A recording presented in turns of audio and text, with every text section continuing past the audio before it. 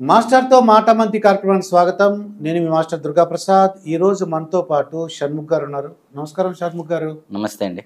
సరే, జగన్మోహన్ రెడ్డి గారు ఢిల్లీ వెళ్ళి అక్కడ ధర్నా చేస్తాను, రాష్ట్రపతి పాలన కావాలి, ఇక్కడ అరాచక పాలన సాగుతుంది, రెడ్ బుక్ రాజ్యాంగం చేస్తున్నాను అంటున్నారండి. జగన్మోహన్ రెడ్డి గారు దీన్ని ఎలా చూద్దాం? మీరు ఒక క్వశ్చన్ అడిగారండి.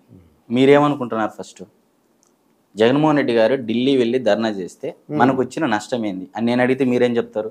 అంటే ఆయన చెప్పిన దాని ప్రకారం 2019 నుంచి 24 వరకు చక్కగా చట్టబద్ధంగా జరిగింది. చాలా అరాచకాలు ఏం లేవు. పిన్నెల రామకృష్ణ సంగతి లేదు, ఇలాగ ఎమ్మెల్సీ అనంతబాబు గారి సంగతి లేదు, ఇలాగ డాక్టర్ సుధాకర్ బాబు గారు కానీ అవన్నీ చిన్న చిన్న విషయాలు అని అంటున్నారు. Then you have the answer.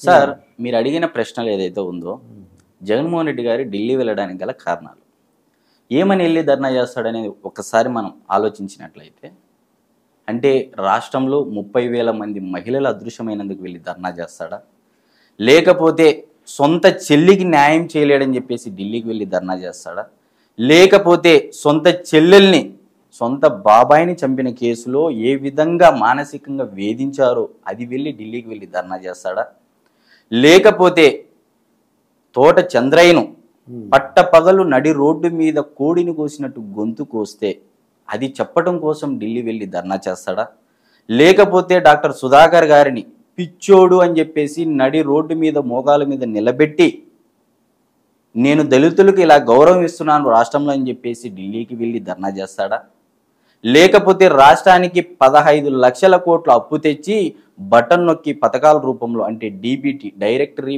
Beneficiary transfer పథకం ద్వారా బటన్ నొక్కి దాదాపు 139 సార్లు బటన్ నొక్కి నేను ప్రజలకు పంచానని చెప్పేసి ఢిల్లీకి వెళ్ళి ధర్నా చేస్తాడా, లేకపోతే కాంప్ట్రోలర్ ఆడిట్ జనరల్ కాగుకు తెలియకోకుండా కార్పొరేషన్లను అడ్డం పెట్టుకొని వేల కోట్ల రూపాయల అప్పులు తెచ్చి అది గవర్నమెంట్కు నివేదిక ఇవ్వకోకుండా నేను మోసం చేశాను ఆంధ్రప్రదేశ్ రాష్ట్ర ప్రజలకు అని చెప్పేసి ఢిల్లీకి వెళ్ళి ధర్నా చేస్తాడా?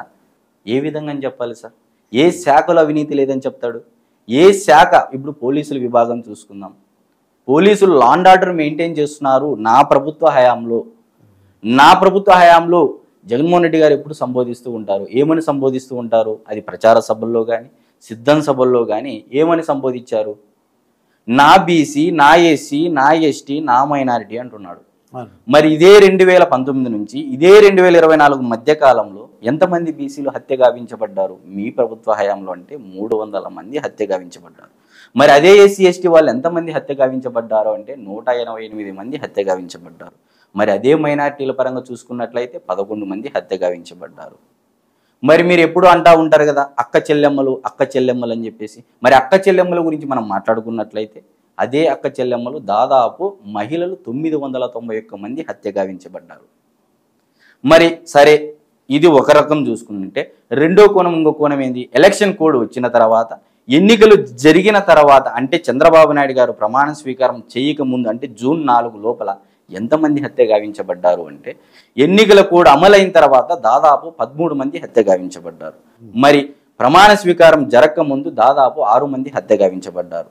దాదాపు 1583 మంది మీ ప్రభుత్వ హయాంలో, అంటే జగన్మోహన్ రెడ్డి గారి ప్రభుత్వ హయాంలో హత్య గావించబడ్డారు. మరి శాంతి భద్రతలు ఇవన్నీ వెళ్ళి ఢిల్లీకి వెళ్ళి ధర్నా చేస్తాడా? ఇవన్నీ ఇప్పటి వరకు రాష్ట్రంలోనే తెలిసా ఈ విషయాలు. ఇప్పుడు దేశం మొత్తం నా వైపు చూసేలా చేస్తాను అని చెప్పేసి ఈ విషయాలన్నీ ఢిల్లీకి వెళ్ళి ధర్నా చేస్తాడని చెప్పేసి నేను స్పష్టంగా చెప్తున్నాను సార్. అంటే 36 మంది హత్య గావించబడ్డారు. ఇది మన కూటమి ప్రభుత్వం వచ్చిన తర్వాత అంటున్నారండి 36 మంది. ఇప్పుడు ఆ 36 మంది అని చెప్పేసి వీళ్ళు అంటా ఉన్నారు. ఎవరు వ్యక్తిగత కక్షల కారణంగా హత్య గావించబడ్డారా, లేకపోతే పార్టీల పరంగా హత్య గావించబడ్డారా అనేది స్పష్టత ఇవ్వాలి. ఫస్ట్ ఆఫ్ ఆల్ మనం ఒక విషయం తీసుకున్నట్లయితే, ఒక అంశం తీసుకుందాం. ఈ 36 మందిలో ఒక అంశం ఏంది? జలీలు, రషీద్, వినుకొండలో జరిగినటువంటి ఘటన. మరి ఇది ఇద్దరు వైఎస్ఆర్సీపీ పార్టీ నాయకులు అని చెప్పేసి ఎవరు ప్రకటించారు? మీ నాయకుడు మాజీ ఎమ్మెల్యే అయినటువంటి గోపిరెడ్డి శ్రీనివాసరెడ్డి గారు ప్రకటించారు. ఇది మేము చెప్పే సొంత కవిత్వం అయితే కాదు కదా, మేము చెప్పే అయితే నిజాలు, అబద్ధాలు, లేకపోతే కల్పిత కథలు అయితే కాదు కదా. మరి ఇలాంటి సమయంలో మీరు ఏం మెసేజ్ ఇస్తున్నారు?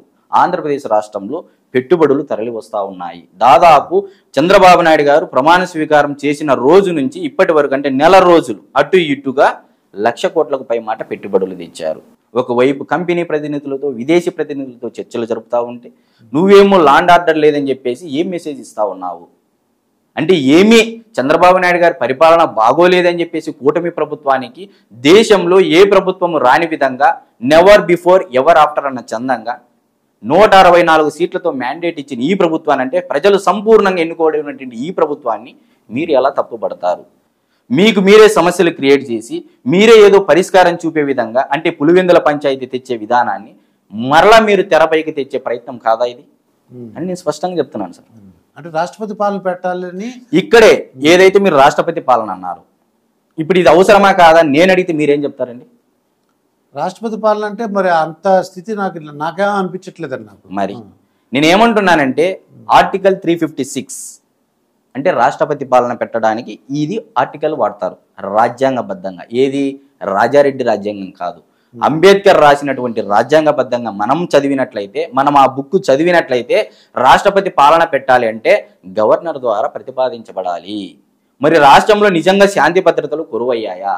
లేకపోతే బెంగళూరులో ఉన్నటువంటి జగన్మోహన్ రెడ్డి గారు హుటాహుటిన ఆగమేఘాల మీద యుద్ధ ప్రాతిపదికన ఎవరికి హత్యలు, ఎంతమంది హత్య గావించబడ్డా కూడా పరామర్శించిన దాఖలాలు గత 5 ఏళ్లలో ఎక్కడా లేవు. ఇప్పుడు ఆగమేఘాల మీద రావడానికి గల కారణం ఏంది? అంటే దీన్ని రాజకీయ కోణంలోనూ చూడవచ్చా, లేకపోతే శాంతి భద్రతల కోణంలో చూడొచ్చా? అంటే రాజకీయ కోణంలో చూడవచ్చా అని చెప్పేసి ఒక రిపోర్ట్ వచ్చింది సార్. ప్రజలు కూడా ఎక్కువ జగన్మోహన్ రెడ్డి గారు రాజకీయం మాత్రమే చేస్తున్నారు, అందులో ఏ రాజకీయం అంటే శవ రాజకీయం చేయబోతున్నారు అని చెప్పేసి ప్రజలు ఎక్కువ తీర్పిచ్చారు. ఓకే, మరి దీనిపై జగన్మోహన్ రెడ్డి గారు ఏ విధంగా ఇచ్చుకుంటారు వివరణ అంటే ఏం లేదు. అయితే రాష్ట్రపతి పాలన పెట్టే అంటే ఆ పరిస్థితులు లేవంటారు మీరు?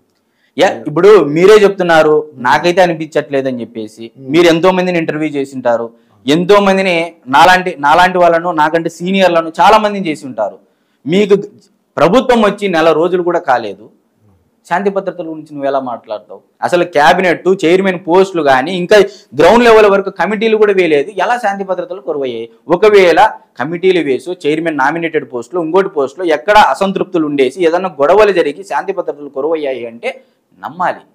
అసలు ఏది జరగకుండానే శాంతి భద్రతలు కరువయ్యాయి అంటే అది కేవలం రాష్ట్రానికి పెట్టుబడులు రాకూడదు, లాండ్ ఆర్డర్ మెయింటైన్ చేయకూడదు, నిరంతరము డైవర్షన్ పాలిటిక్స్ లో భాగంగా చిన్న గీత పక్కన పెద్ద గీత పెట్టే మాదిరిగా నువ్వు ప్రజల దృష్టిని మరల్చుతా ఉన్నావు అని చెప్పేసి మేము ఖచ్చితంగా చెప్పగలం సార్. ఇదండి డైవర్షన్ పాలిటిక్స్ తో ఉన్నారు జగన్మోహన్ రెడ్డి గారు అని షణ్ముఖ్ గారు చెప్తున్నారు. మరొక వీడియోతో మీ ముందుంటాను. మీ మాస్టర్ దుర్గాప్రసాద్. నమస్కారం. నమస్తే.